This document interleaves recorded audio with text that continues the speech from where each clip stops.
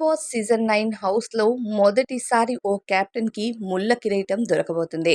ఇకపోతే సీజన్ 9 శనివారం ఎపిసోడ్‌లో కంటెస్టెంట్స్ అందరికీ దుమ్ము దులిపేయడానికి కింగ్ నాగార్జున గారొస్తారు. ఇందులో భాగంగానే ఇక ఇమాన్యుయల్ ద సేఫ్ గేమర్ నిలబడండి అని చెప్పేసరికి ఇక ఇమాన్యుయల్ నిలబడుతూ సార్ ఈ వారం నేనేమి సేఫ్ గేమ్ ఆడలేదు సార్. చాలా జాగ్రత్తగా ఆడాను అనేసరికి నువ్వు జాగ్రత్తగా ఆడావా?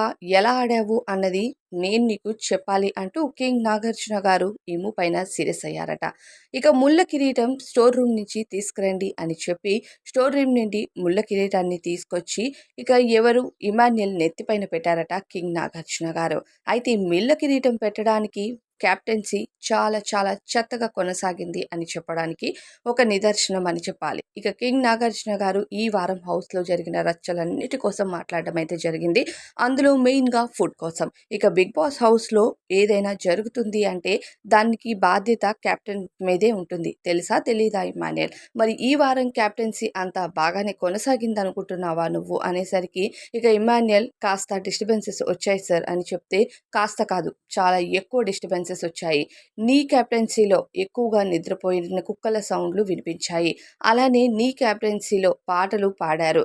ఇక అలానే నీ కెప్టెన్సీలో జనాలు ఫుడ్ కోసం చాలా గొడవలు పడ్డారు. 1, 2 కాదు.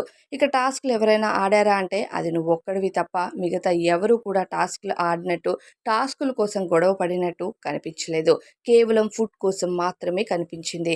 మరి రేషన్ మేనేజర్‌గా తనూజని పెట్టి మంచి పని చేశావు అని అనుకుంటున్నావా అంటే లేదు సార్ నేను చాలా డిసప్పాయింట్ అయ్యాను అంటూ తనూజ కోసం చెప్పాడట ఇమ్మాన్యుయల్. ఇక రేషన్ మేనేజర్‌గా తనూజ తన బాధ్యతలను నిర్వర్తించలేకపోయిందా అని నాగార్జున గారు అడిగిన ప్రశ్నలకు తన ఆలోచన విధానం ఒకలా ఉంటే హౌస్‌మేట్స్ ఆలోచన విధానం మరోలా ఉంది. అక్కడే కాస్త ఇబ్బందయిందంటూ ఇక ఇమ్మాన్యుయల్ చెప్పడం జరిగిందట.